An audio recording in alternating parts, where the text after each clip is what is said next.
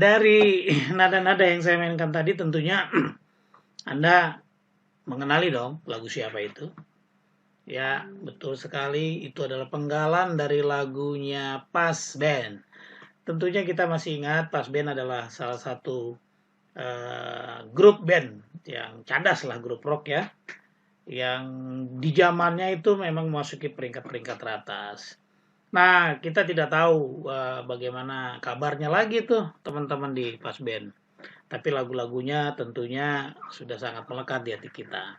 Nah, pada kesempatan beberapa tahun yang lalu, pada sebuah event saya mendapatkan kesempatan nih kebetulan mewawancarai mereka. Ngobrol-ngobrol santai, menggali bagaimana mereka bisa tiba sampai puncaknya. Dan ternyata banyak cerita-cerita seru yang mungkin belum pernah kita dengarkan melalui mereka. Nah, ini menurut saya sih sangat bagus ya. Sayang kalau disimpan pengalaman-pengalaman seperti ini. Khususnya bisa berbagi kepada teman-teman yang lain yang ingin memasuki dunia musik atau dunia band. Nah, melalui pengalaman-pengalaman grup yang terdahulu yang memang ngetop lah ya, kita bisa mempelajari bagaimana perjuangan mereka. Nah, selain Pas Band, nanti ada juga wawancara saya dengan grup Sheila on Seven. Tahu ya Sheila on Seven ya, lagunya asik-asik semua.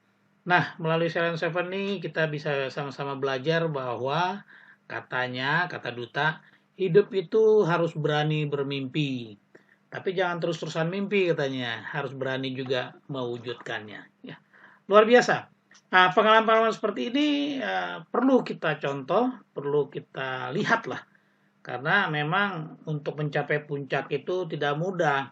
Ada proses yang harus dijalani. Oke, sebelum terus menyaksikan, teman-teman semua tentu saja dong harus di-like video ini. Di-like dan di-subscribe. Supaya saya juga terus semakin semangat mencari, menggali apa-apa yang memang pantas untuk saya share, saya berikan kepada Anda semua. Yuk, silakan menyaksikan. Awalnya sih kita semua ada 5 orang asalnya. Saya, Trisno sama Yuki, terus ada 2 orang lagi, ada Harry sama Freddy ya. Itu sekitar tahun 91 karena kita satu kampus, kita ngumpul. Kemudian singkat cerita akhirnya kita yang 2 itu udah lulus, mereka akhirnya kerja, masuklah Richard tahun 94, akhirnya kita bisa bikin mini album dengan Richard gitu. Sekitar itu di Bandung ya, di Bandung. Itu ingat tahun baru 91 lah ini. Malam tahun baru. Nah, dia nih yang ini. Lupa saya juga, nggak ingat. Kapan ya mulainya pakai? Tisa mungkin ingat. Ya tadinya sih gitu, lebih apa? Ya saat itu pun kondisi emang band-band Indonesia lebih ke seneng yang namanya branding luar ya. Terus kedua akhirnya Yuki, Beng Beng, saya pun mengajukan beberapa nama yang berbau itu Amerika gitu loh. Akhirnya ini kurang pas. Kayaknya kebanyakan ngomong pasnya gitu loh. Udah aja kita ambil pas. Terus kedua saat itu kan agak jarang juga yang namanya band yang pakai real bahasa Indonesia asli gitu ya. Pinginnya mereka lebih ke bule-bulean gitu. Cuman kita pede aja. Udah ngepas aja. No more, no less. Itulah Pas Band gitu. Kemudian kira-kira pengorbanan apa yang masih diingat yang tidak dilupakan ketika awal perjalanan atau latihan atau manggung, maka mungkin ketika proses rekaman pertama kali. Iya, atau kalau saya pribadi yang ketika kita harus pertama kali rekaman mini album gitu. Jadi saat itu kita memang punya budget yang sangat kecil, yang hanya bisa umumnya saat itu satu lagu itu butuh 4 sip gitu. Tapi kita harus bikin 4 lagu dengan sampai mixing itu hanya 4 sip. Jadi kita kerja kayak Rodi supaya akhirnya bisa bikin 4 lagu itu kelar dengan 4 sip sama mixing. Mungkin kalau saya itu. Yogi nggak tahu? Ya memang itu. Kita memang anak-anak kampus ya, anak-anak kampus yang memang nggak punya duit, tampangnya juga kagak kejual, skill juga orang zaman itu kan zaman skill gila-gila ya. Gitaris-gitaris yang pengennya ngebut main gitarnya gitu. Kita ini pas-pasan banget nih, tampang pas-pasan gitu. Pas mau bikin album memang nggak punya duit, jadi kita waktu dibantuin sama orang kelima di Pas Band, manajer pertama kami Samuel Mardro, rest in peace. Dia yang bantu cari sponsor dan dapat donatur, modalin kita pas cuma 16 juta perak waktu itu.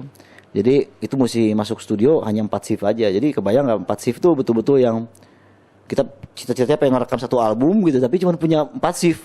Jadi betul-betul yang take drum, ya ngebut. Jadi take drum tuh yang beres lagu 1, lagu 2, lagu 3, lagu 4, pas masuk 1, 2, 3, terus ngebut gitu kan, ngebut banget. Sampai operator kita waktu itu Hari Widodo sampai bilang begini, sialan nih gua seumur-umur kerja gua sampai nggak bisa kentut-kentut amat katanya. Jadi dia bilang sampai saking sibuknya dia sampai nggak bisa kentut-kentut juga gitu, sampai kentut aja susah gitu kan. Nggak ada waktu buat kentut gitu, saking sibuknya ngoprek lagi gitu. Jadi ya itulah awal-awal yang kita ingat di album. Tapi kalau di panggung banyak ceritanya. Kayak aku yang punya mobil cuma aku waktu itu. Itu juga mobil orang tua. Mobilnya Kijang Doyok tahun 81. Jadi kalau kita mau berangkat manggung itu anak-anak asli di bak belakang, bawa gitar berantakan, bawa bass dapat minjem, bawa gitar dapat minjem gitu kan. Jadi yang di depan cuman karena cuma 2 orang, sisanya di belakang gitu kan. Tapi kan Bandung waktu itu masih sejuk ya, tahun 90-an awal. Jadi masih enak aja naik mobil bak gitu. Mungkin kalau sekarang sih udah nggak tahan. Itu yang lucu. Terus manggung ya masih ada gitu kan.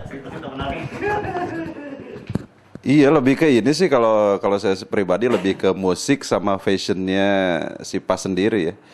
Zaman itu alangkah beratnya menawarkan satu kemasan baru dalam industri musik Indonesia gitu. Kita sendiri sempat datengin ke beberapa major label, alhamdulillah pada ditolak gitu. Musik apaan nih, dandan apaan nih? Dan kita nunggu ditolak di bawah, nunggu 4 jam.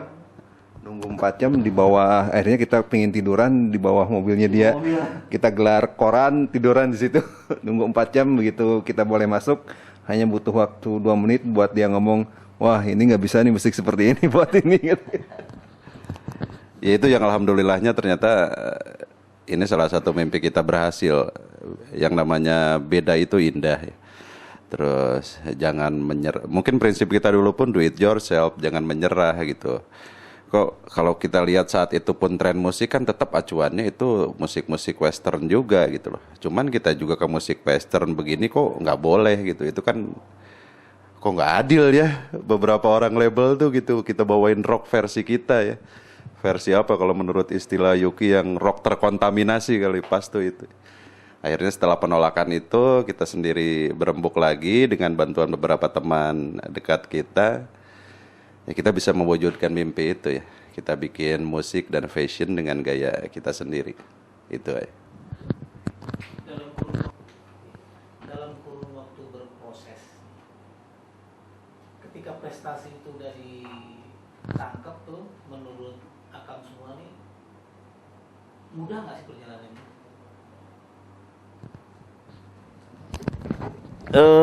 Kalau kita ngelihat sekarang, saya pribadi saya melihatnya seperti mukjizat ya, mukjizat dari sebuah perjalanan kepolosan kita gitu, dari kesenangan kita pada musik, pada keenjoyan kita menghadapi tantangan dan sebagainya.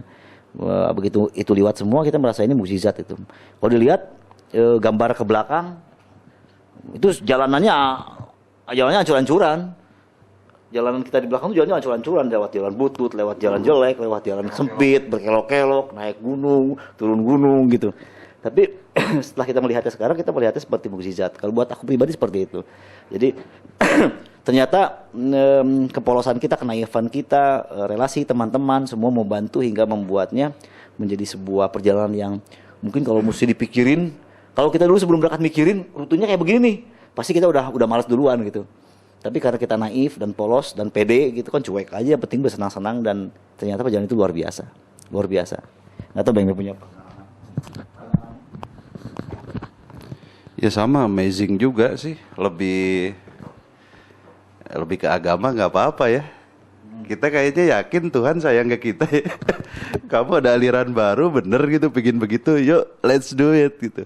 Meskipun itu prosesnya tajam, cuman beberapa hasil kesini kan ternyata betapa dahsyatnya yang namanya kita sempat ngenalin secara musik, jalur indie juga, demikian juga dengan yang namanya fashionnya itu ternyata tidak ada sekat. Semua orang berani tampil dan boleh mengekspresikan musik dan gaya sesuai dengan visi band sendiri gitu, yang dimauin ya.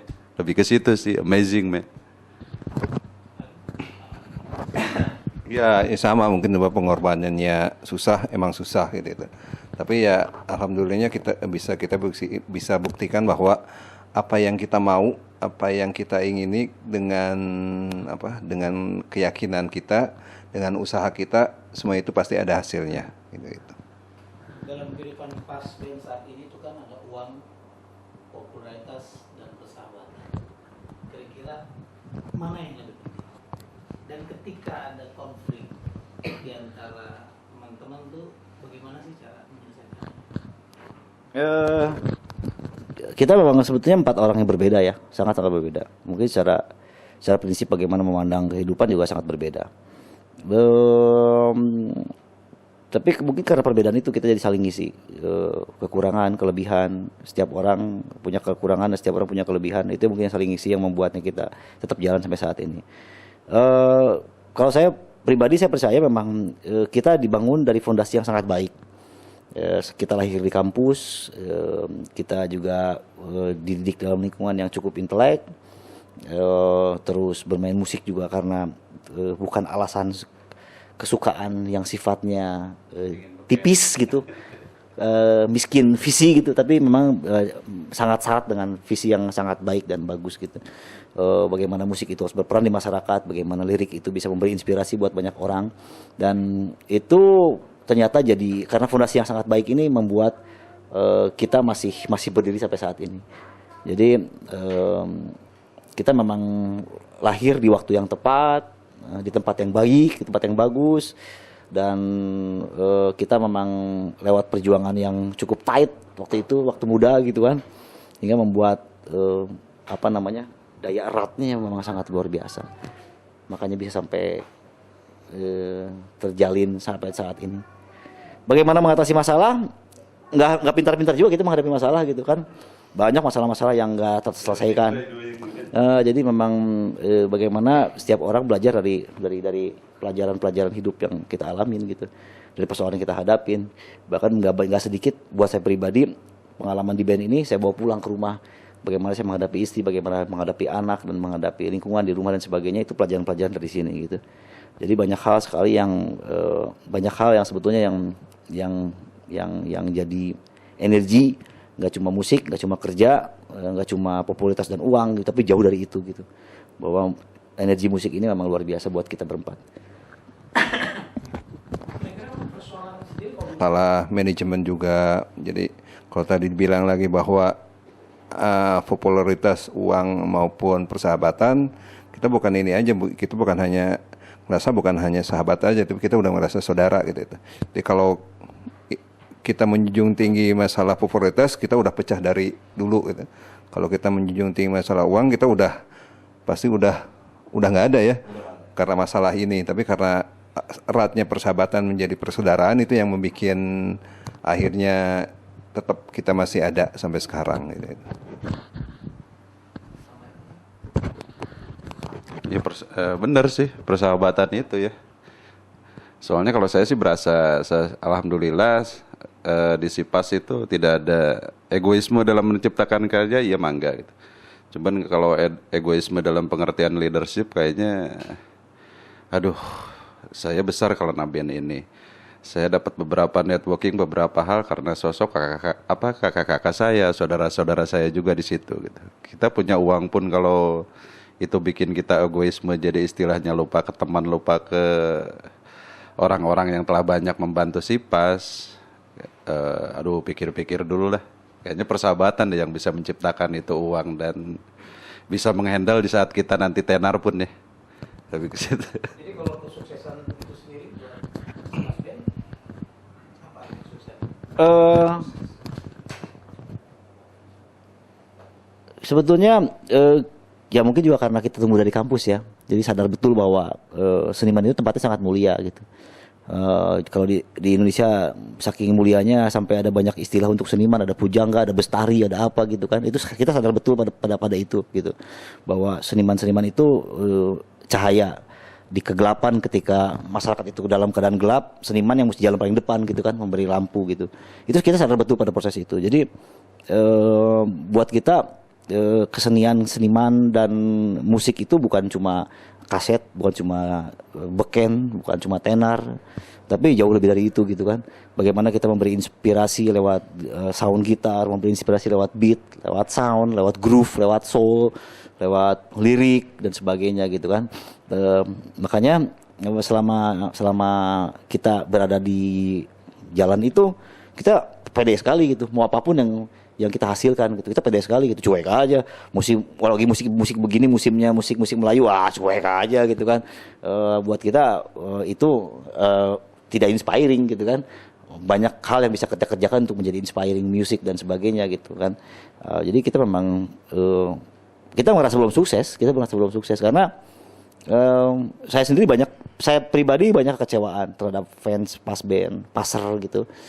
Saya melihat pertumbuhan pasar ini nggak seperti harapan saya dari hati yang paling dalam, bahwa saya pengen membangun masyarakat berpikir, masyarakat yang cerdas, masyarakat yang dengar musik kemudian terinspirasi, bener nih Pasben, gue pengen hidup berubah, gue pengen merubah nasib dan sebagainya gitu kan. Gue berharap seperti itu pada fans, tapi sekarang fans banyak sekali, sampai distrik-distrik tumbuh, klub-klub fans tiap kota tumbuh dan besar sekali.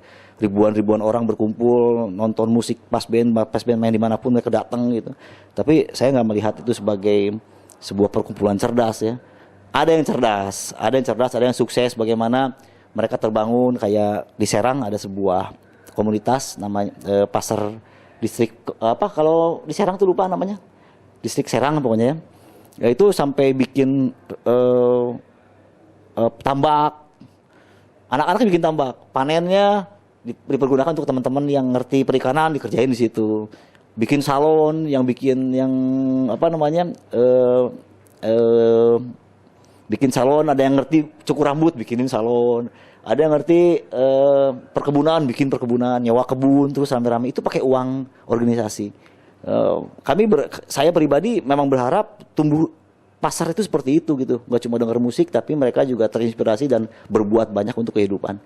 Dan saya pribadi merasa bahwa kita belum banyak bisa berbuat seperti itu gitu, dan harusnya bisa lebih dari sekedar cuman menggerakkan sebagian kecil saja.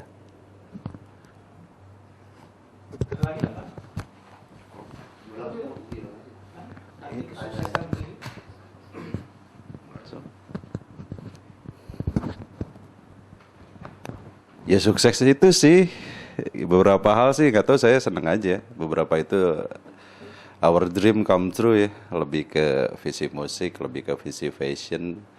Terus soal yang itu berbau, ada beberapa yang kadang kala kesuksesan itu harus identik dengan yang namanya uang. Kalau kita sangat percaya rezeki udah ada yang ngatur lah ya. Dan kita paling mahal sendiri kalau kita mengarungi hidup dengan si Pasben sendiri, kitanya sendiri ada satu visi yang kita senang nih, ternyata visi kita tuh manjang gitu loh. Dan itu beberapa hal mungkin banyak yang hasil dari si Pas itu berupa visinya tuh udah banyak diikutin sama beberapa orang ya, meskipun itu awalnya emang berat gitu, dianggap remeh, dianggap nothing, tapi kita berhasil gitu, beberapa hal dari nothing jadi something gitu. Ya mungkin satu yang saya ngerasa bahwa ada yang bahwa musik kita itu bisa merubah seseorang tuh. Yang pasti ada satu lagu itu ketika orang itu dengar dan orang itu akan mengakhiri hidupnya, dia akan mengakhiri. Jadi sangat banyak beban, baik dari poin dari kehidupannya, dari mulai persoalan persoalan finansial atau segala macamnya. Akhirnya dia akan mengakhiri hidupnya dan dia sudah bersiap-siap gitu untuk menggantungkan diri. Nah, dia akan menggantungkan diri di sebelahnya itu tempat kosnya itu iniin lagu Pas. dan dia tidak tahu itu lagu Pas yang baru gitu. Ya tapi itu lagu dia tahu lagu Pas itu karena dengar suara Yuki kan. Loh, ini kayak lagu Pas nih. Loh, terus dia dengerin karena baru pertama kali dia denger. Oh, kok liriknya begini ya? Jadi akhirnya dia nangkep bahwa si Pas aja yang dia sangat puja itu punya berbagai persoalan, berbagai macam persoalan, tapi mereka karena di lagu itu ceritanya kita memang penuh nginin persoalan kita, tapi kita bikin persoalan itu bahwa persoalan itu adalah sesuatu yang membuat kita jadi maju gitu. Dia dengerin sampai lagu itu selesai, dia mengurungkan niatnya, kemudian dia tanya ke temannya, ini lagu Pas ya? Iya betul, akhirnya dicari-cari dan sampai sekarang alhamdulillah dia bisa berjuang lagi untuk hidup gitu. Itu menurutmu ya itu sangat luar biasa. Ya. Siapa namanya? Lupa namanya. Terakhir ketemu sama gua itu kerja di Roxy. Kerja di Roxy. Pernah komunikasi nggak? Pernah, aku pribadi pernah. Dan memang tipe yang mudah goyah orangnya ya. Jadi kalau ketemu persoalan berat dia pasti goyah gitu. Tipe yang ya begitulah ya. Yang ya itu. Yang terakhir nih, pesan-pesan bagi teman-teman junior yang kepingin sukses bikin band atau apalah sukses dalam hidup. Pesan-pesan. Hidup ini begitu singkat dan indah ya. Sayang sekali kalau kalian tidak menemukan apa yang kalian suka, terus kalian kejar jadi mimpi gitu kan, wujudkannya menjadi mimpi gitu kan. Sayang sekali gitu. Tapi juga sayang juga kalau cuma ketemu mimpi yang kecil gitu. Jadi gantungkan mimpimu setinggi langit dan kejar gitu. Karena hidup ini begini indah dan sebentar dan begitu indah gitu. Apa ya klise mungkin ya, tapi kalau yang udah kita jalani bahwa memang benar bahwa kalau kita jadi diri sendiri selalu berusaha itu pasti akan ada hasil yang bagus gitu itu. Jadi jangan pernah nyerah bahwa sampai di sini aja enggak itu. Coba kejar, ada dunia ini enggak ada pepatah tidak selebar daun kelor gitu. Itu kita asal kita mau meloncat dari yang kita udah ngerasa kita nyaman di sini, terus mentok akhirnya kita harus ninggalin kenyamanan itu buat sesuatu yang baru gitu itu menurut saya akan ada hasilnya gitu. Tetaplah do it yourself, beda itu indah, yakin aja apa yang dikatain Pas ya. Kayak iklan rambut. Satu lagi tambahan. Banyak orang ketika punya mimpi pengen mewujudkannya, kemudian wah gue nggak punya modal, Kang, gue nggak punya modal, Kang, gue punya. Salah besar. Karena persoalan itu bukan cuma modal, tapi mungkin ada 10 ada 20 persoalan. Modal itu cuma salah satunya. Kalau kamu bisa menarik garis kemudian mencari penyelesaian untuk 19 masalahnya, satu masalah ini akan jadi masalah gitu. Jadi jangan merasa aduh nggak punya duit gue nggak bisa ngelangkah, salah besar gitu.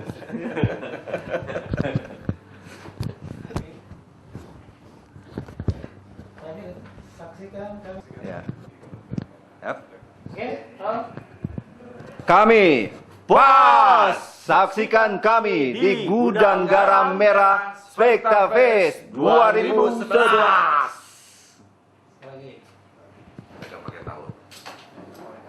Gak usah pakai tahun. 3, 2, 1. Kami Pas. Oke. Ya, so. Gak boleh. Halo, saya Yuki. Saya Trisno. Saya Beng Beng. Kami dari Pas. Saksikan kami di Gudang Garam Merah Spekta Fest. Tokyo. Dulu ortu sana. Ya. Kerja di sana ya. Ya. Berapa tahun sampai lahir sana? Enggak, gua enggak lahir. Bokap di sana dari muda. Jadi gua lahir memang Dari umur berapa dulu? Waktu gua lahir dunia bokap lagi di Jepang. Tapi dari situ sering karena bokap kan orang research jadi bolak-balik. ada yang ikut cuma sebentar, tapi pas kelas 4 SD itu tinggal di sana sampai kelas 6. Bokap apa basicnya? Salah saja Pak, sejarah Jepang. Guru ya. Ya, dosen. Oh, dosen ya. Dia juga sempat ngajar juga ya. Berapa tahun? Setahun ya? Gua ngajar Setahun setengah. setahun setengah. Hampir 4 semester, 3 semester lebih lah, 4 semester. Sastra Jepang ya. Terus kalau bermusik sendiri kalau dari keluarga mendukung penuh. Enggak juga. Siapa? Mereka aneh Ada aja. penolakan nggak?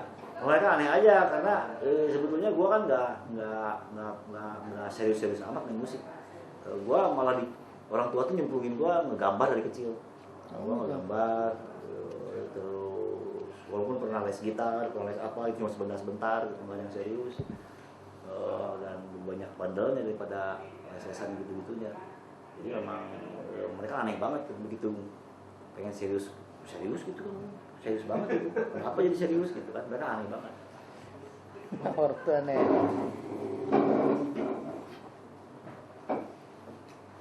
Di kampus ya. Dari SMP gua kalau gua Sama Richard tuh. drummer yang pertama tuh itu yang pertama ngajak gua ngeband. Oh, dia. Drummer pertama pas band itu namanya Richard Franklin Muter. Richard Muter namanya. Muternya muter MUTTER. Drummer pertama ya? Ya. Drummer pertama pas band itu yang pertama ngajakin gua main drum SMP kelas 3 SMP itu dia. Jadi begitu gua ketemu Beng Beng, ngeband serius, langsung inget lagi Richard tuh kan. Wah, sekarang bagian gua ngajak dia gitu.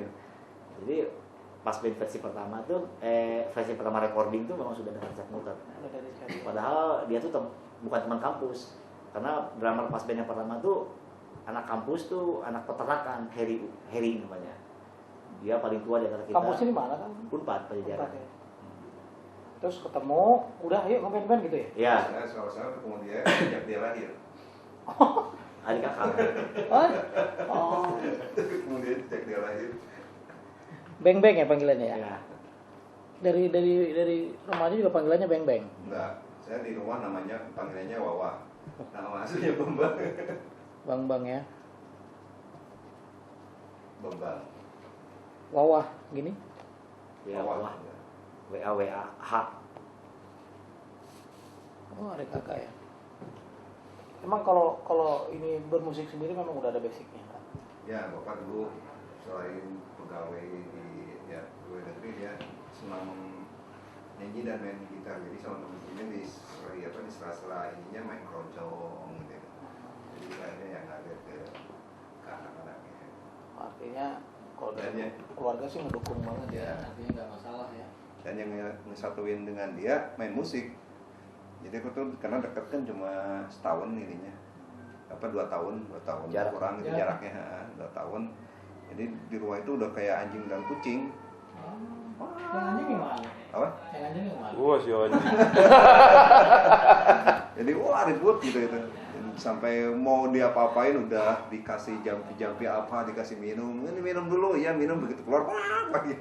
Berantem terus ya? Berantem lagi. Di rumah tuh ya? Di rumah kalau main akhirnya ketika SMP terus kita punya temen ngeband, akhirnya itu malah jadi marah. Justru niat ngeband bikin jadi nggak ribut ya? Nah, terus kalau urusan asmara nih Kang nih, ada story yang seru nggak dengan istri?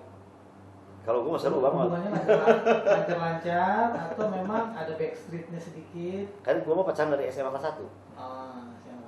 Jadi gue pacaran dari SMA kelas 1, 10 tahun pacaran. Sekarang sudah berapa belas tahun ya kawin. Ya gitu lah, kurang lebih belasan tahun kawin dengan istri. Jadi gue mau ke jatuh cinta pertama. Sampai sekarang orang masih itu juga. Sial dong lu. Nggak ada yang lain ya? Gak ada yang lain. Jambat milenium. Terus kalau ortu dari Bokim, emang waktu pacaran udah setuju aja? Jadi gini, itu gua punya sobat dari kecil SMP kelas 2, dia 1 tahun di bawah gua. SMP kelas 1, gua kelas 2. Kita main sepeda sama-sama main BMX. Dia badannya mau gede-gede dari gua walaupun dia lebih muda. Main BMX mana-mana berdua sama dia. Dan gua gak pernah main ke rumah dia selama ini. Selalu dia yang main ke rumah gua. Itu dari SMP kelas 2, kebayang nggak main sama dia tuh. Pas SMA kelas 1, kita lagi gua sama teman yang lain lagi nongkrong, nanyain si teman gua yang main dari kecil itu nggak nongol-nongol udah beberapa hari. Ada cewek ngelewat, set. Teman gua tiba-tiba berdiri, "Nen, Bobon kemana?" katanya. "Ada di rumah." Lewat aja kan. Langsung gua nanya sama teman gua yang si Tata itu, "Tak, Sahata siapa?" "Itu kakaknya si Bobon." "Ah, yang bener," gua bilang. "Wah, ini udah cocok nih," gua bilang. Langsung gua naik sepeda ke rumah si Bobon. Main nongkrong aja, "Bon, nongkrong." Kaget, teman gua juga kaget. "Lu seumur main sama gua, lu gak pernah mau ke rumah gua. Ada apa lu?" Gua pengen main aja," gua bilang. Main, nongkrong. Udah 2 jam, 3 jam. Teteh lu mana?" "Wah, dia ketawa-ketawa. Anjing lah. Ya, udah datang ke sini emang ada maunya."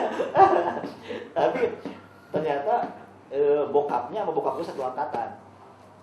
Jadi satu angkatan daerah Bandung Utara. Zaman dansa-dansi di tahun Kawan ya? kawan. Jadi begitu ngobrol, "Anak siapa?" "Anak Aji." "Orang mana?" gitu kan. "Orang Sukajadi," gitu-gitu. Ngobrol-ngobrol kenal. Udah. Langsung nggak ada masalah. Jadi memang gue nggak pernah punya masalah dengan perjodohan, dengan keterima atau tidak. Jadi semuanya lancar begitu saja.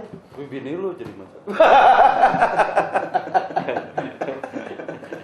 Dan saya sekarang alhamdulillah nggak berbahagia. Kalau gue suami yang berbahagia. Nggak pernah punya lawan dulu. Lawan apa? Lawan bandel?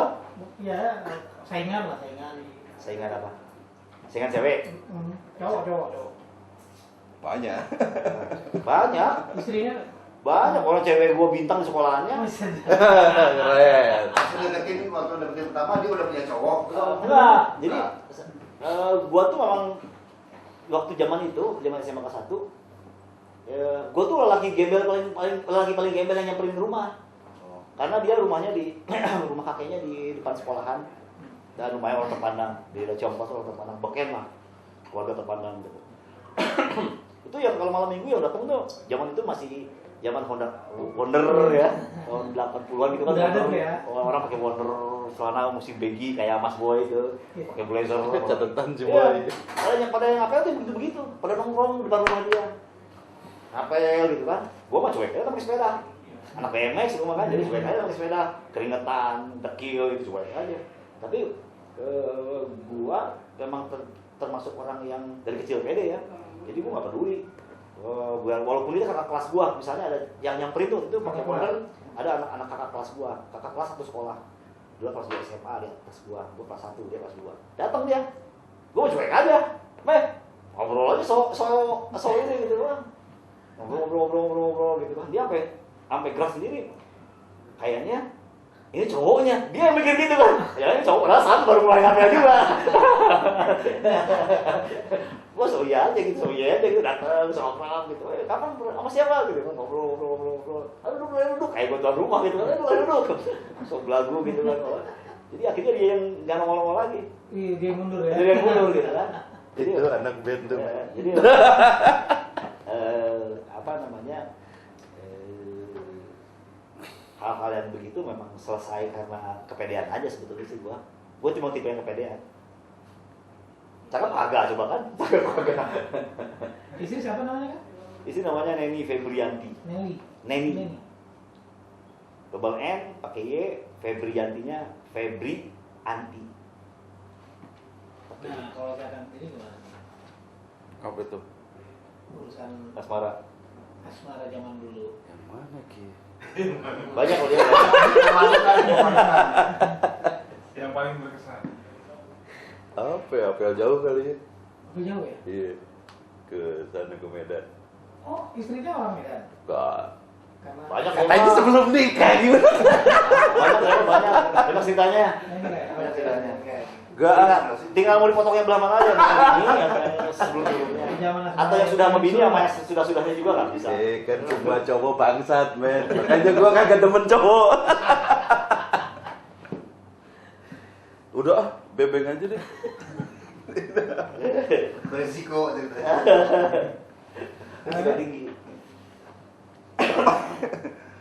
Iya, mungkin sama dengan Yuki, jadi Terus saja ya. iya nggak ini juga, jadi yang cinta pertama saya adalah istri pertama, ya istri sekarang gitu. Jadi dulu ketemunya saya nggak pernah, jadi kalau itu kan orang gaul gitu. Kalau saya itu orang yang di rumah, jadi sering di kamar apa main gitar segala macam gitu. Sampai akhirnya ketemu dengan istri itu ketika udah rekaman dengan Pas, dan saya mulai suka gitu, pengen pacaran, pengen ini tuh dengan istri saya itu. Jadi ketemu sekitar 97 tahun 97 kan. Ketemu, kita ngisi di acara, dia kerja di situ, jalan 1,5 tahun, tapi udah hidup pisah. Saya sendiri lagi, nggak ini, terus dengar dia udah nikah tahun 2000 gitu. Tahun 2000 sampai akhirnya tahu dia udah pisah. Tapi nggak pernah ketemu, nggak pernah ngobrol, nggak pernah ini, sampai kita ketemu lagi tahun 2009 lewat Facebook. Jadi lewat Facebook, ketemu di Facebook tuh bulan Januari 2009, kemudian ketemuan bulan Februari pertengahan, bulan April awal kita nikah. Facebook ya. Disponsori oleh Facebook. Jadi gara-gara Facebook kita nikah. Ketemu pacar pertama. Langsung kawin. Jadi memang mesti keliling dulu ya. Mesti jalan-jalan dulu. Ya, Terus ada pernah pakai gitu enggak ya? Nggak ada. saya nggak ada Sandi, yang cintanya paling kacau masih Sandi. Kalau kita setia masih utuh di usia pernikahan, oke? Nggak, Jangan sebelumnya. kalau Sani jangan. Kalau jangan cerita perkawinan. Jangan cerita, nanti malah jadi bubar. Kalau Sandi sesudah dan sebelum. Masalah zaman bandelnya di Bandung itu sampai urusan sama polisi, gitu-gitu. Ya, emang nggak ada urusan. Berantem gitu ya, apa? Gitu ya. Kalau gue belum bayar lah. Iya boleh gitu. Bayar. Tapi bandel kita ya, maksudnya bandel anak Bandung. Anak Bandung tuh bandel tapi kreatif. Bandel ngaco tapi kreatif gitu. Zaman itu ya, zaman tahun 80-an, 90-an. Sekarang kan memang udah ada begundal-begundal kayak motor apa gitu. Kriminal. Rusak gitu ya. Kayak udah mulai rusak. Tapi zaman dulu juga memang geng-geng hidup. Geng motor dari zaman dulu udah hidup. Cuma geng motor waktu zaman gua muda, dago tuh memang gila-gilaan.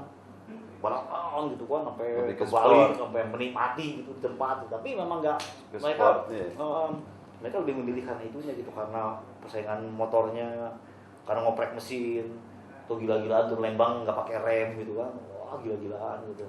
Memang banyak juga yang meninggal. Tapi nggak kriminal, nggak nyolong-nyolong gitu kan, nggak ngerampok. Ini jelas-jelas kan. Ini ngerampok, itu yang bedanya. Terus kalau dulu sebandel-bandelnya anak Bandung tuh bandelnya iseng. Jadi bandelnya tuh di taraf iseng yang kreatif gitu. Jadi misalnya apa yang gue ingat ya. Mungkin buat anak Jakarta nggak kepikiran kali ya, zaman gua waktu itu gitu, zaman gua Jakarta udah mulai kriminal, Bandung mah belum kriminal.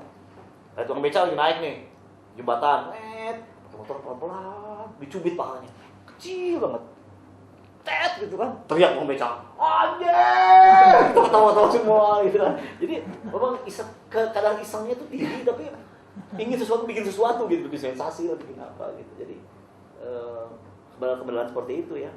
Atau kalau turun dago gitu lewat, teman-teman lagi nongkrong pinggir jalan buat celana pantat ditongolin di jendela mobil gitu, weh gitu kan. Jadi sebatas itu konyol-konyol bandel-bandelnya Bandung tahun 80-an 90-an. Sekarang memang udah jadi kota sangat besar ya, makanya udah jadi sangat kompleks. Jurang antara miskin dan kaya udah sangat jauh, akhirnya jadi kriminal. Nah, memang kejadian apa dulu yang sempat waktu mau ngeband sempat mau berhenti gitu, ada nggak? Oh pernah. Itu apa tuh? Jadi dulu kebetulan ngeband dulu sama Yuki gitu. Di kampus juga kan, kampus sama Yuki. Dan dulu saya mainnya 2 gitaris ya. Double gitar. Double gitar. Gitaris ada 2 orang. Terus zaman itu mulai orang bermain musik secara skill, secara yang teknis, yang hebat. teknis, dan gitaris yang bagus tuh kalau dia bisa cepat mainnya gitu. Dan terus terang ketika akhirnya harus bermain itu, saya mati kutu kan. Waduh, wah kayaknya enggak deh, gua mengundurkan diri aja, gua nggak akan main gitar lagi gitu. Nggak main gitar lagi, pernah bilang juga.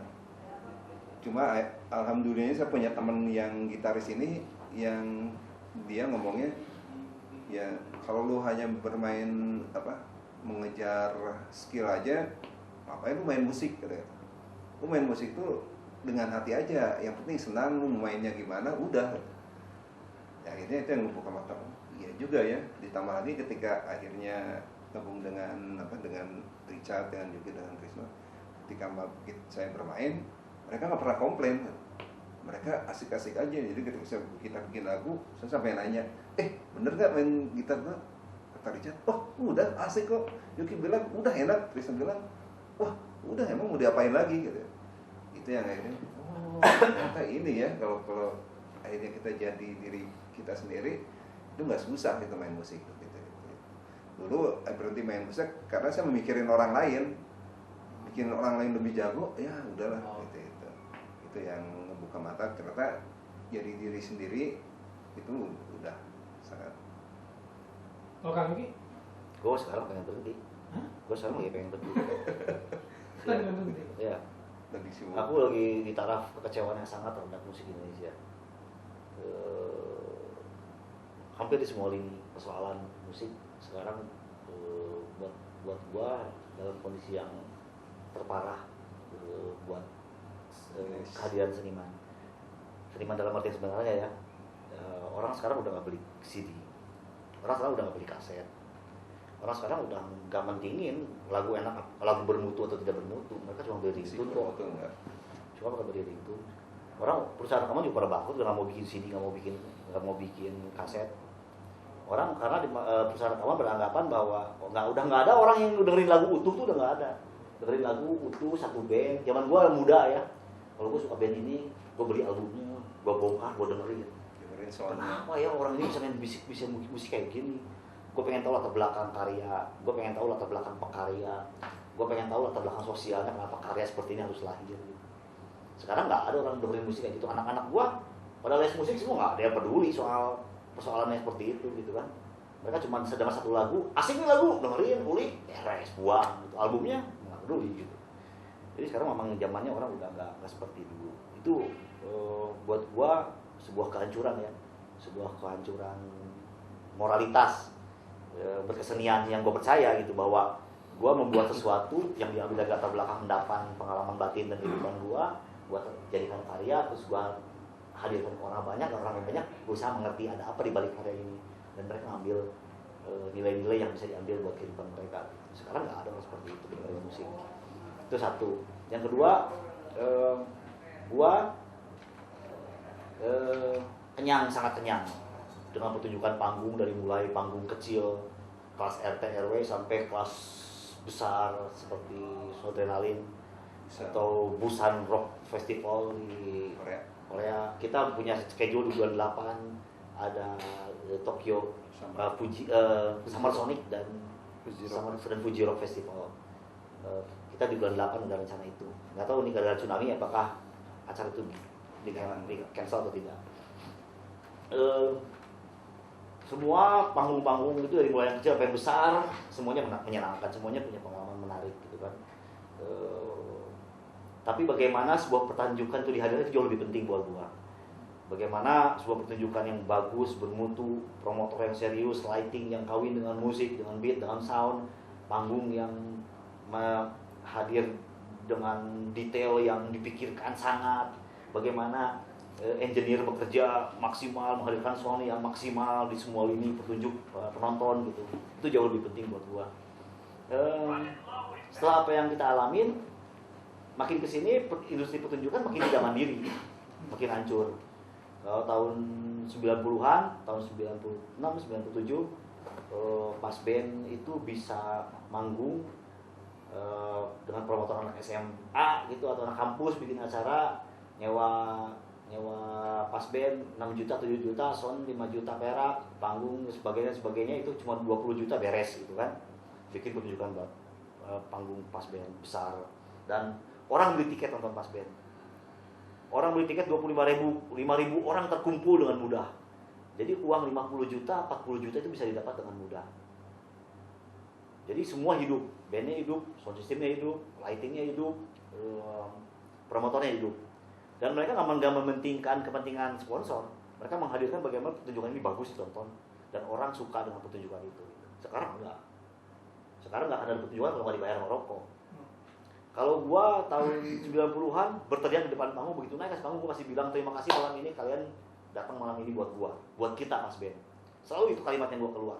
Sekarang gua harus bilang pada penonton bahwa terima kasih Gudang Garam, terima kasih bla bla bla bla bla. Dan itu sama sekali buat gua bukan sebuah udah jadi sebuah penghinaan buat gua pribadi. Sebagai seniman buat gua itu sebuah penghinaan ketika gua harus bilang bahwa terima kasih Gudang Garam, terima kasih. Gua seringkali bilang suka pura-pura lupa, anak-anak marah-marah, kenapa lu nggak bilang Gudang Garam terima kasih? Sorry lupa gue. Jadi memang harusnya dalam bayangan gua bahwa tiketing dan sponsor itu adalah pemasukan, bukan modal kerja. Jadi dari mana modal kerjanya ya kreativitas, ya kerja keras, ya bagaimana menghadirkan sebuah pertunjukan itu jauh lebih penting dari sekedar dapat modal dari rokok kemudian baru bikin sesuatu untuk masyarakat. Jadi ini semua udah jadi sebuah pukulan terendah sebagai seniman buat diri gua pribadi. Makanya keinginan itu sangat tinggi untuk berhenti tahun ini. Yang lain-lainnya gimana tuh? Cari voice baru aja sama. Banyak anak muda saya cakep, bagus suaranya bagus-bagus.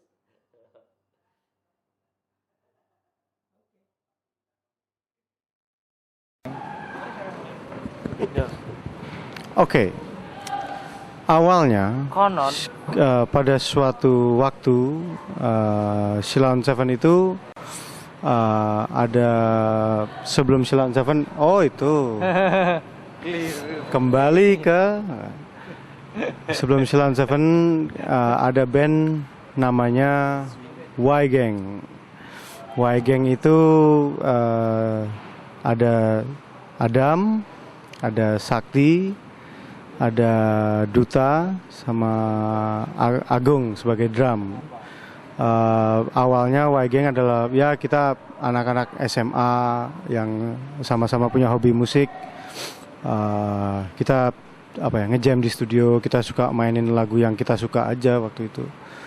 Terus ya itu band itu hanya bertahan sampai di studio aja ya, kita ngejam-ngejam di studio gitu. Sampai pada suatu waktu waktu itu Sakti kenalan sama ini si Eros ini. Terus waktu itu Eros sih udah bergabung sama satu band yang cukup terkenal di Jogja gitu. Namanya Dizzy.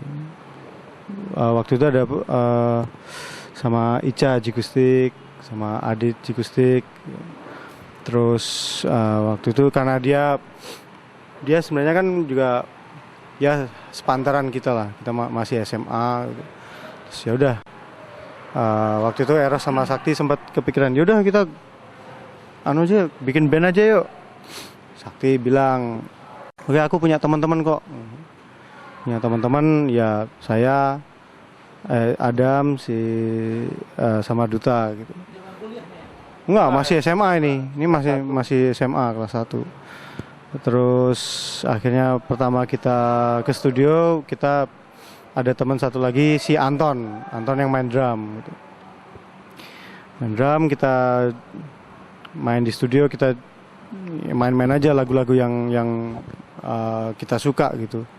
Ada lagunya Bon Jovi dan lain-lain, ada lagunya siapa lagi ya?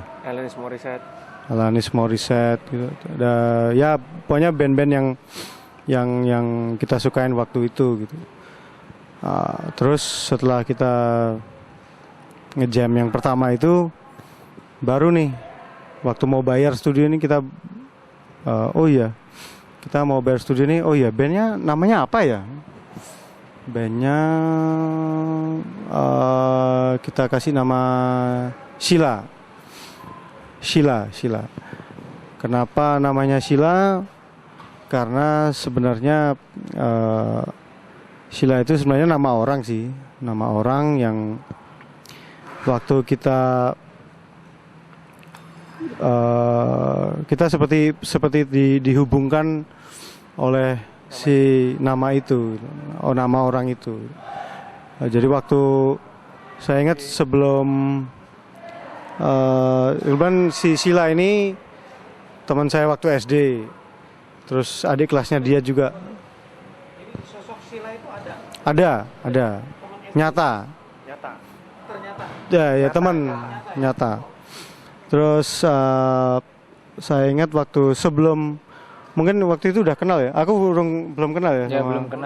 Belum kenal sama si Eros, tapi aku udah dengar si Eros ini dari si Sakti gitu. Dari Sakti. Terus waktu ada festival band antar SMA gitu, aku tahu oh itu namanya Eros tuh. Terus waktu aku ketemu Eros, aku nggak ngomong oh kamu Eros ya. Aku nggak ngomong gitu aku. Oh temennya Sheila ya. Temennya Sheila ya. Saya pikir dia mau ngajak berantem. Jadi pakai kacamata tinggi, rambutnya acak-acakan, pakai kemeja, terus nunjuk-nunjuk, mukanya berantakan juga. Nunjuk-nunjuk ke muka, Sheila ya, temennya Sheila ya. Waduh, iki ngajak gelut ki. Tapi ternyata dia orangnya berhati Berantakan. Nah, akhirnya Sheila itu ternyata waktu SMA temennya si Eros gitu. Terus jadi ya kita merasa dihubungkan oleh nama itu, akhirnya ya waktu itu Eros sih yang bilang ya udah. Satu SD sama Adam sama saya, SMA-nya temennya Eros, si Sheila ini gitu loh. Jadi akhirnya kan teman-temannya Sheila, jadi gengnya Sheila geng, itulah awal jadi namanya dari Sheila terus jadi Sheila geng. Awalnya sebelum rekaman dulu awal terbentuknya namanya Sheila geng. Nah, kalau keterkaitannya sama Sakti, jadi gebetannya Sakti itu rumahnya dekatnya Sheila. Iya. Serba panjang lah. Jadi sebenarnya kalau mau ditilik ke belakang, foundernya Sheila on Seven lah, cikal bakalnya itu sebenarnya ya Adam sama Sakti. Sebenarnya karena Y Gang itu juga yang bikin mereka berdua gitu. Saya kan diajak belakangan, setelah mereka sempat latihan sekali, saya diajakin baru. Terus akhirnya vakum Y Gang-nya, terus bikin Sheila on Seven. Itu kan juga perkenalannya kan lewat Adam dan Sakti gitu. Sakti punya kenal sama Eros, terus Eros kenal sama Anton, terus Adam sama Sakti punya teman saya yang karena nggak bisa main alat, ya udah kamu nyanyi aja lah. Ya udah, terus akhirnya gitu terus. Jadi foundernya sih sebenarnya ya kalau sekarang ya berarti tinggal Adam. Saktinya udah nggak ada. Orang di sebelah saya yang besar ini. Yeay. Zing. Gebetannya Sakti itu rumahnya deket Sheila. Lah, kok saya bisa kenal sama Sakti lah? Saya waktu itu lagi ngabel Sheila. Nah itu tekan legon kono kuwi. Kemudian ada On Seven-nya sendiri. Oh, ya pokoknya kita udah jadi band nih namanya Sheila Gang gitu ya. 6 Mei. Nah, 6 Mei 96 kita resmikan. Bukan tanggal pertama terbentuk sih. Itu tanggal pertama sebelum itu. Ya, tanggal pertama bikin stiker. Jadi kan kalau di Jogja itu ada kebiasaan band-band itu suka ngelemparin stiker kalau lagi manggung tuh. Terus kita juga bikin stiker. Nah, stiker itu Sheila Gang. Nah, tanggal jadinya stiker itu 6 Mei 96. Kita jadikan itu tanggal berdirinya Sheila Gang itu. Terus ya seperti band anak sekolah, ya kita main di studio. Terus kalau ada pensi kan selalu ada audisi. Terus kita ikut audisi, akhirnya bisa masuk, kita bisa tampil pertama kali di perpisahan acara SMA-nya Duta. Pertama kali show-nya Sheila Gang. Purnawarsa SMA 4 Yogyakarta tahun 96. 6. Ya. Ya. 96 ya? 96. Di situ akhirnya kita main di beberapa pensi, terus kita ikut festival antar SMA. Ya alhamdulillah prestasinya Silon Seven juga nggak malu-maluin banget lah. Kita pernah menang juga dan iya selalu menang ya. Selalu menang lah. Minimal juara 2 lah, minimal itu. Minimal. Yo.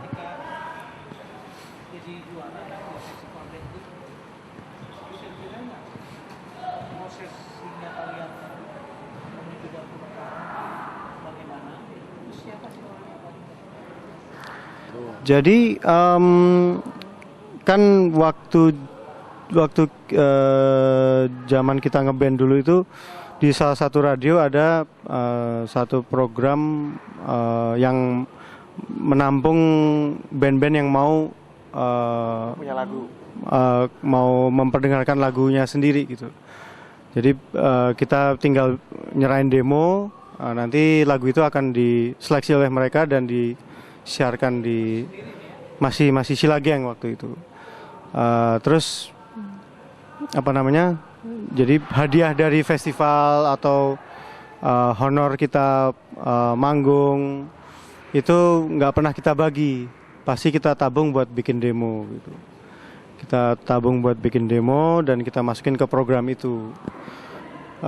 Di demo kita yang kedua ada salah satu lagu itu lagu yang judulnya Kita itu lagu kita itu mendapat sambutan yang lumayan positif lah dari program itu, dari pendengar radio itu. Dan dari naiknya lagu Kita itu mempengaruhi apa ya?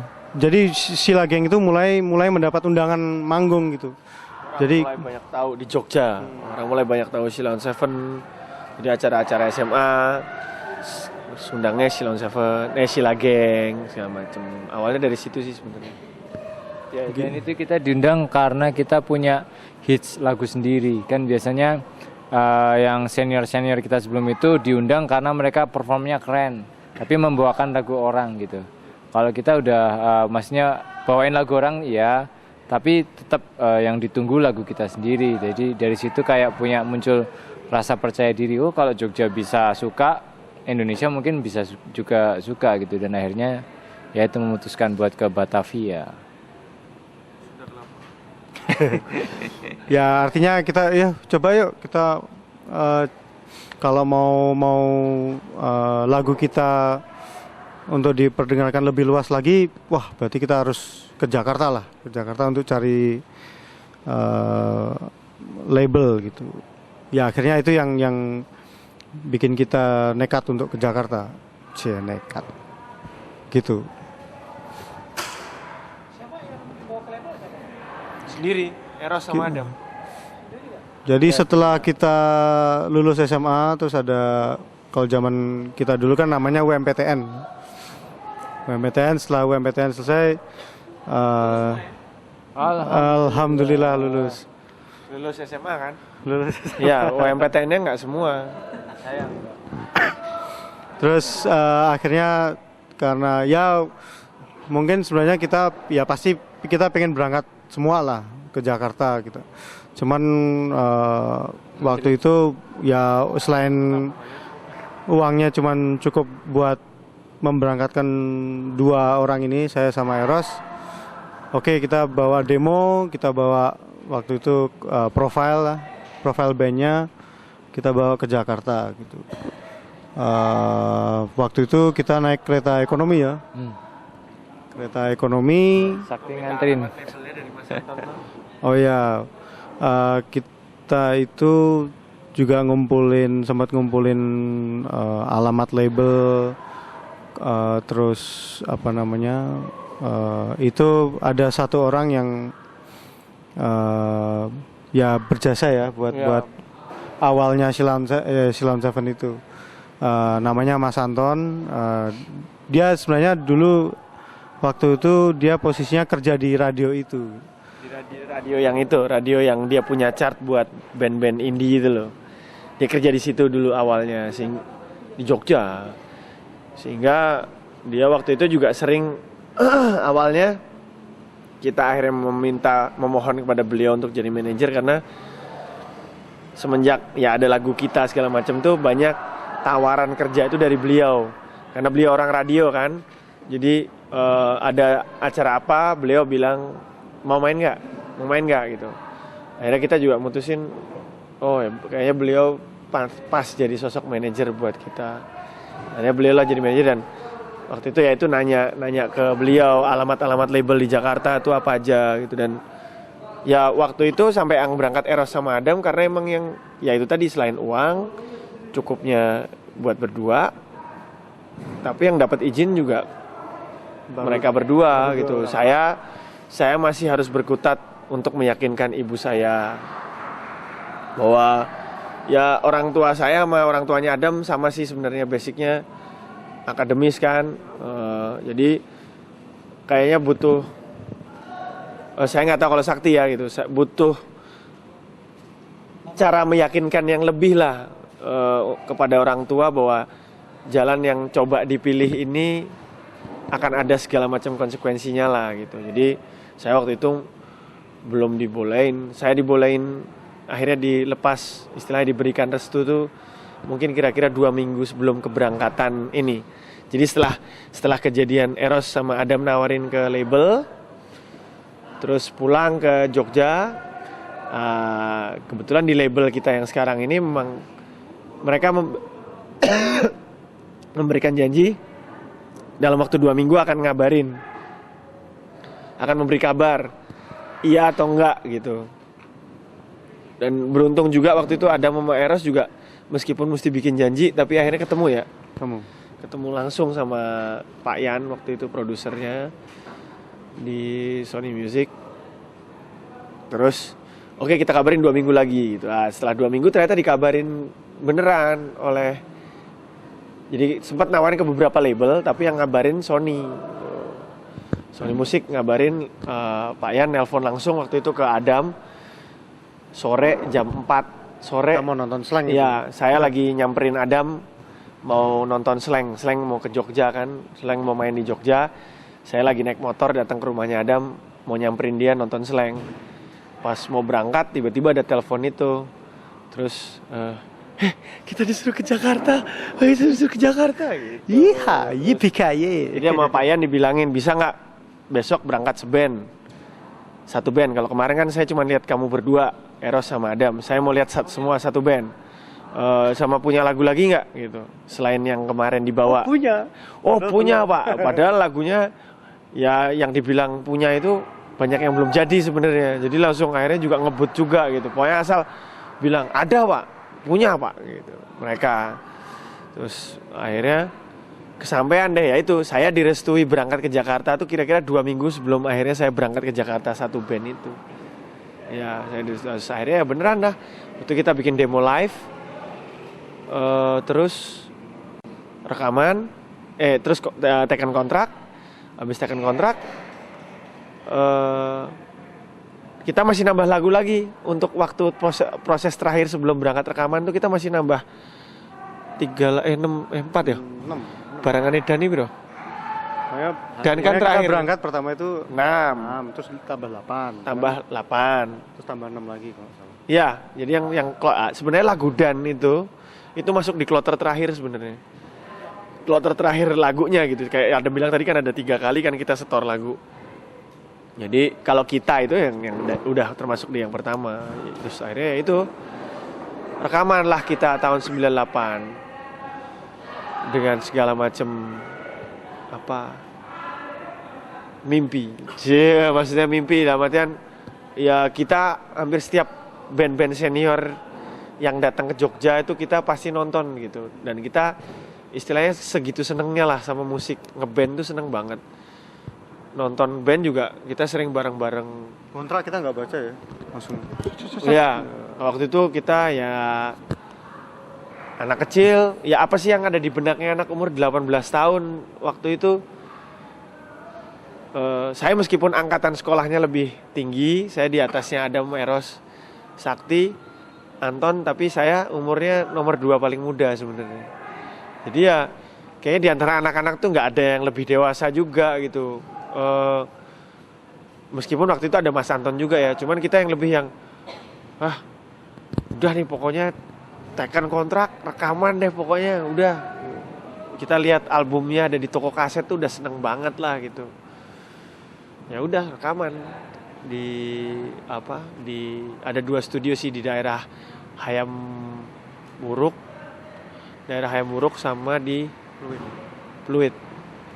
Nah itu kita rekamannya di studio itu. Terus udah 98 rekaman, 99 albumnya keluar. Mulai dengan lagu kita perlahan. Wah ini ada anak dekil-dekil dari Jogja ini masuk TV ini. Punya lagu judulnya Kita. Itu masih jalannya masih biasa aja lah sebenarnya waktu lagu kita. Waktu itu katanya waktu lagu kita keluar tuh jualannya masih sekitar 150.000 kopi, 200 ribuan lah. Tapi menurut Payan waktu itu udah awal yang fantastis lah untuk band dari Jogja lah. Karena sebelumnya kan band dari Jogja nggak ada kan. Terus sampai akhirnya begitu single keduanya keluar, lagu Dan itu langsung ke 800 angkanya. Dalam waktu sebulan singlenya keluar. Itu. Jadi emang ya lagu Dan itu juga itulah yang menjadi tonggak buat kita juga punya peranan penting di karirnya Sheila on 7. Sampai akhirnya waktu berjalan album pertama 1.300.000 kopi. Terus album kedua yang dengan lagunya Sevilla itu 1.900.000 keping. Kemudian di album ketiga dengan lagunya Seberapa Pantas, ya Hingga Ujung Waktu. Ya itulah saya ketemu dengan calon istri saya. Di situ terus itu 1.100.000 masuklah di album keempat. Di album keempat nih sudah mulai banyak friksi-friksi yang Timbul. sebenarnya nggak timbul sih. Ya timbulnya sebenarnya udah dari awal. Udah dari awal, cuman friksi-friksi itu semakin tidak bisa dikompromikan gitu loh. Ya benturan-benturan kepentingan lah, dalam artian ego masing-masing tuh berbenturan lah. Jadi gini, permasalahan di band itu selama dari album pertama sampai album keempat itu kita kebanyakan bukan menyelesaikan tapi menganggap itu tidak ada. Jadi tidak menyelesaikan masalah sebenarnya. Kita membiarkan itu udah nggak usah dibahas dulu deh gitu. Lebih yang gampang lah besok. Udahlah masa gitu aja dipermasalahkan gitu. Jadi menumpuk jadi bom waktu sebenarnya itu. Dan meledaknya di album keempat gitu. Jadi begitu album keempat keluar nggak lama, jadi akhirnya Anton keluar setelah dari Jepang ya waktu itu ya. Kita ada show di Jepang, Anton keluar. Ya itulah awal akhirnya kita membuktikan bahwa membuat sebuah band yang kompak, yang utuh tuh sama sekali nggak mudah lah, sama sekali nggak gampang. Dan otomatis itu juga pengaruh banget ke musiknya Sheila on 7 juga, karena Anton drummer tuh mau tidak mau dengan segala macam kelebihan dan kekurangannya dia mewakili musiknya Sheila on 7 gitu. Karena salah satu ciri yang kuat waktu itu orang bilang gitarnya Eros dan drumnya Anton juga. Jadi beat-beatnya dia itu Sheila on 7 banget lah gitu ibaratnya ya. Jadi kita waktu itu juga ya, tapi mau nggak mau harus jalan terus kan gitu. Jadi ya itu yang saya bilang bahwa karena waktu itu kita berangkatnya awalnya adalah pertemanan kan. Jadi teman ya kayak dibilang tadi, saya sama Adam teman dari kecil, sama Eros juga kenal dari SMA.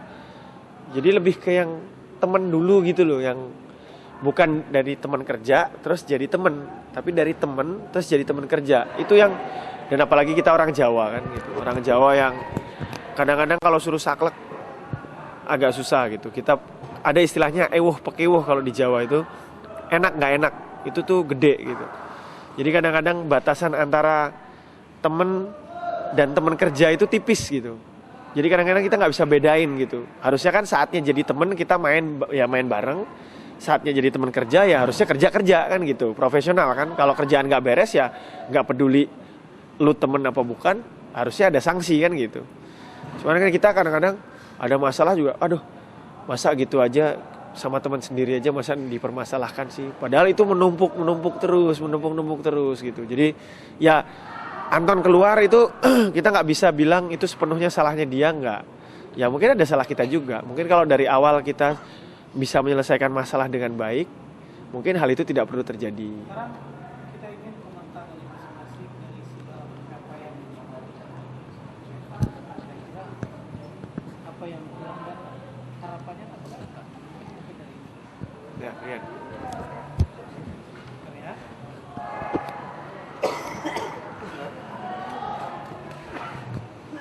Masing-masing ya.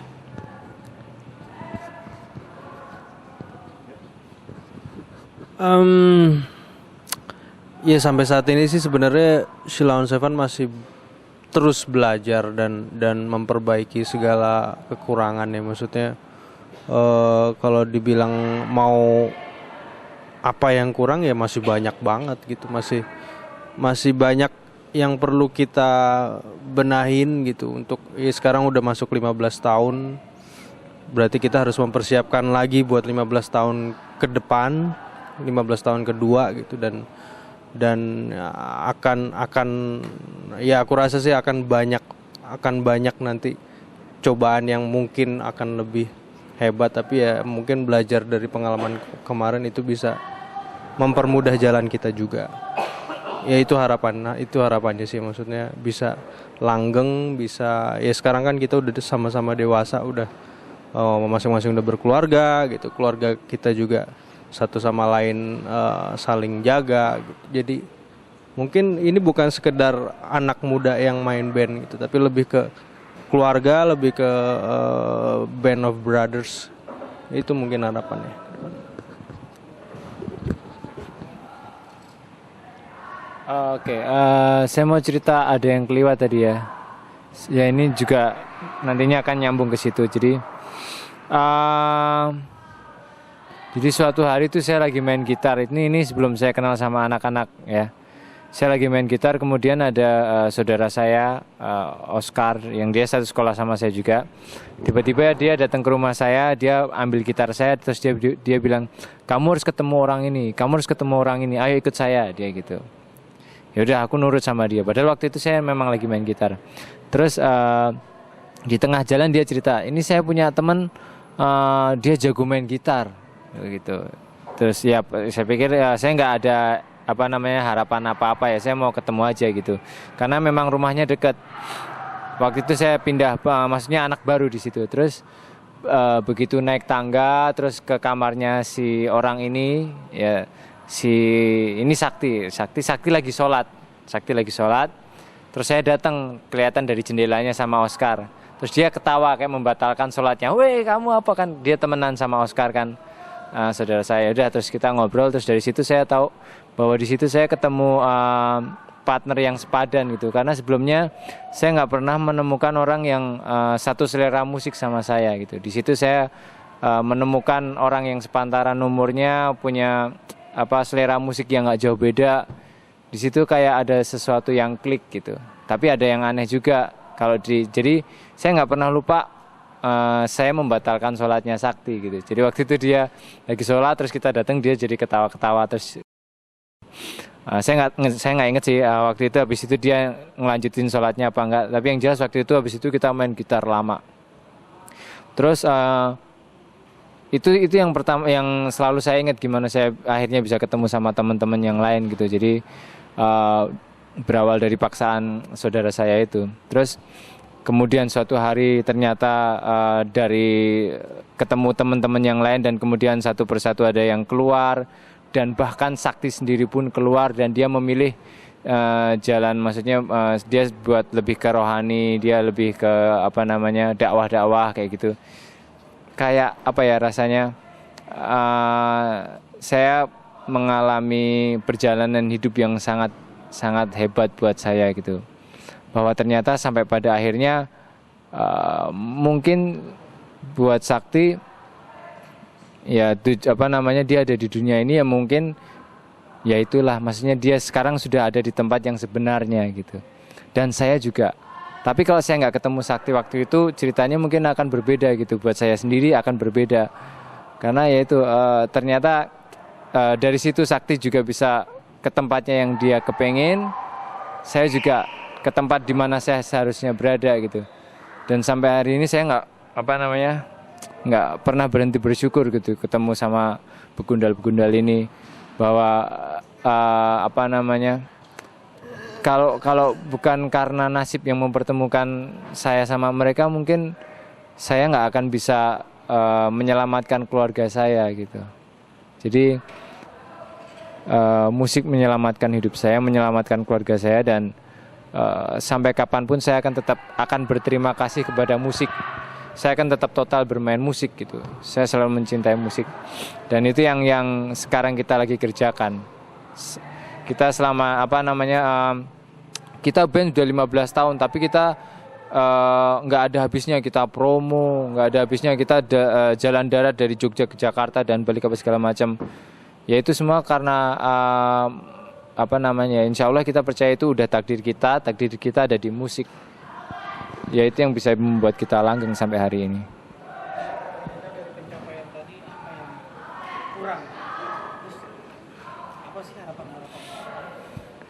Kalau ditanya yang kurang,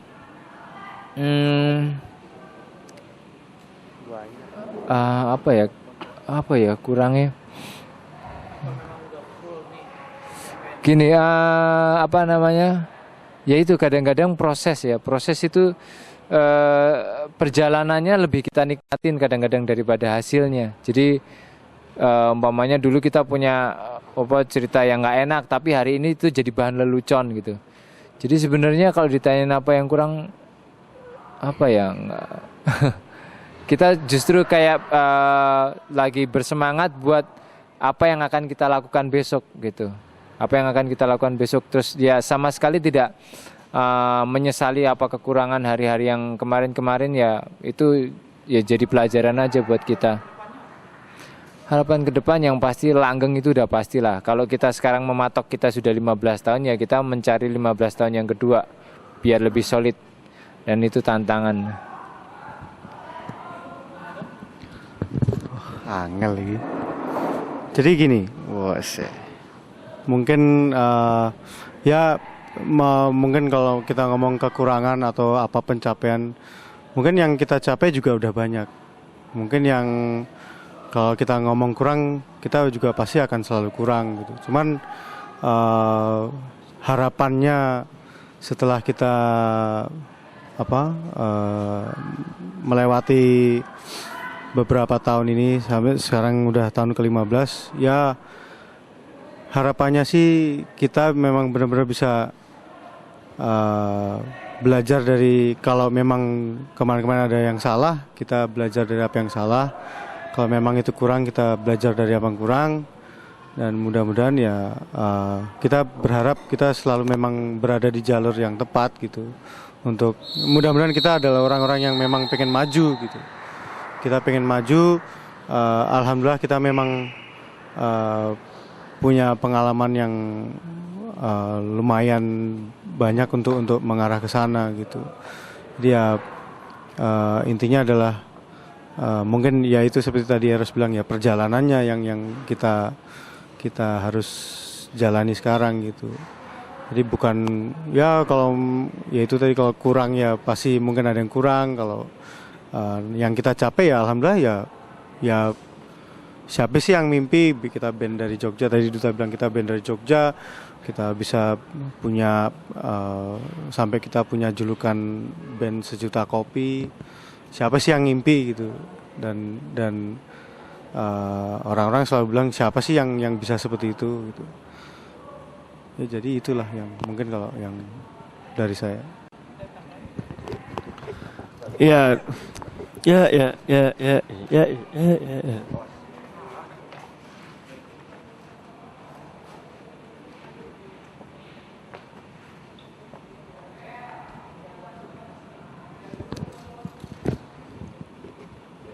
Udah, ya.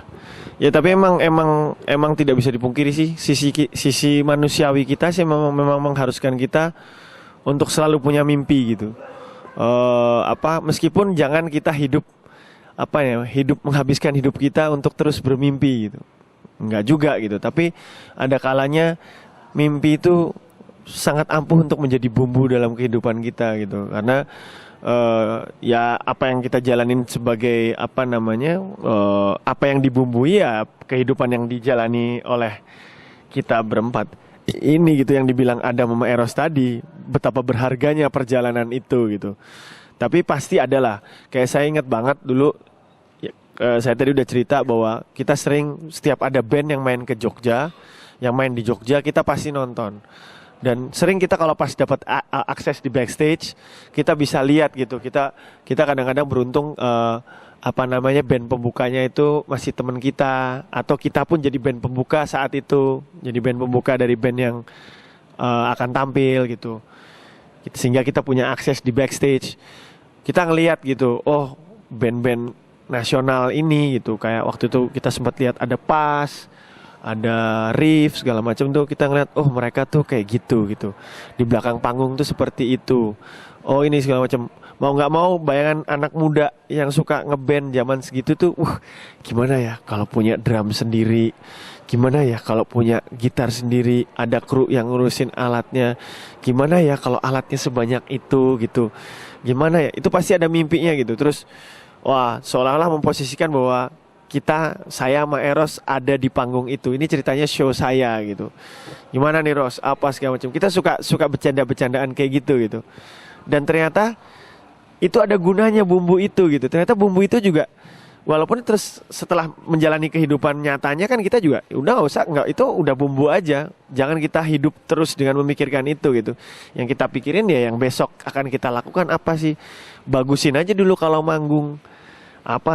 Totalin aja dulu di musik, bikin aja dulu lagu yang bagus, kompakin aja dulu satu band dalam musikalitas maupun di luar musik segala macam. Itu yang kita jalanin dari hari demi hari gitu. Tapi sesekali waktu kita butuh mimpi gitu, kita butuh punya mimpi yang bagus gitu. Dan yang sekarang mungkin 15 tahun kedua itu mimpinya kita. Kita sering bilang bahwa kita main band itu juga ada panutannya gitu. Ada panutan kita. Kita senang banget sama The Beatles. Bon Jovi senang banget kita juga. Aerosmith kita juga senang. Dan sampai sekarang Paul McCartney itu masih tour kemana-mana gitu. Dia umur udah hampir 80 mungkin ya, 70 lebih ya. Ya kalaupun harus berhenti, harusnya masa sih kita kalah sih sama, kalau kita mengidolakan seseorang yang mudah-mudahan mungkin saya bisa sampai umur 70 lebih, saya bisa kayak Paul McCartney gitu. Pengennya kayak gitu. Jadi 15 tahun yang kedua itu pun belum ada apa-apanya gitu. Kita ngelewatin 15 tahun yang kedua, umur saya mungkin baru berapa gitu. Jadi emang perjalanannya masih akan panjang gitu. Itu kita sih punya mimpi-mimpi kayak gitu. Terus dalam suatu waktu, kalau kita bisa manggung di seluruh negara di dunia ini, berarti kayak band-band itu ya. Kayak yang sering kita lihat di DVD, punya lagu bahasa Inggris. Setidaknya apa yang kita bisa lakukan sekarang? Di album terbarunya Sheila on Seven kita coba ada 2 lagu bahasa Inggris. Ya itu aja gitu. Jadi nggak cuma mikirin gimana ya manggung ini. Kita mulai melakukan sesuatu, apa sih yang mau kita lakuin? Sekarang kita punya mimpi sesekali waktu. Sekarang kita cicil dulu nih. Untuk mencapai itu kita coba 2 lagu. Mungkin suatu saat bisa 5 lagu bahasa Inggris. Mungkin suatu saat nanti 1 album bahasa Inggris semua gitu. Jadi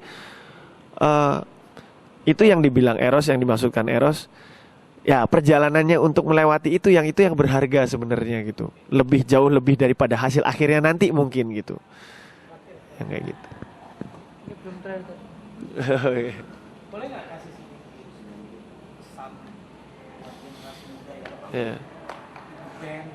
Ya. Artinya kira-kira nasihat apa yang bisa. Ya untuk artinya seperti tadi yang saya bilang, harus berani bermimpi dan Ya kalau salah satu saran dari saya berdasarkan apa yang sudah saya jalani ya, sebagai manusia bermimpi itu perlu, harus punya mimpi. Tapi jangan menghabiskan hidup kita hanya untuk bermimpi setiap hari gitu.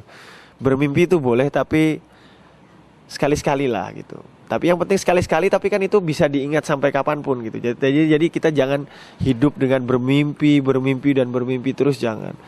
Jalani dengan aksi yang pastinya gitu. Nah, sehingga aksi mulai dari yang kecil lah. Mulai dari yang kecil, kita bersungguh-sungguh melakukan sesuatu yang kita sukai. Ya kalau kita anak band ya mainkan musik yang kita senengin, yang kita yakini itu bisa memberi makan jiwa kita gitu. Dan mungkin akan bisa memberi makan jiwanya orang lain, menyenangkan orang lain. Dan mungkin dari situ itu bisa jadi awal kita merangkaikan mimpi-mimpi yang jarang-jarang itu gitu. Jadi punya mimpi harus, tapi jangan menjalani hidup dengan terus bermimpi. Jalani dengan aksi.